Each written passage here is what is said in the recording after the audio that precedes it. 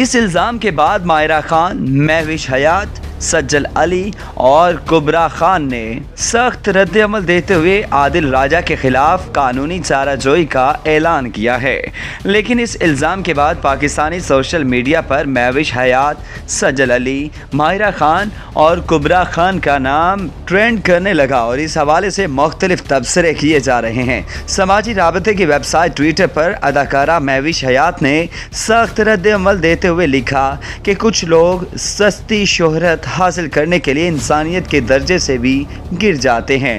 امید ہے کہ آپ اپنی 2 منٹ کی شہرت کا لطف لے رہے ہوں گے۔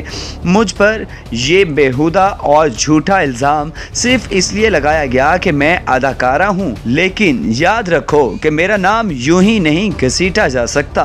اداکارہ نے کہا کہ بے بنیاد الزامات عائد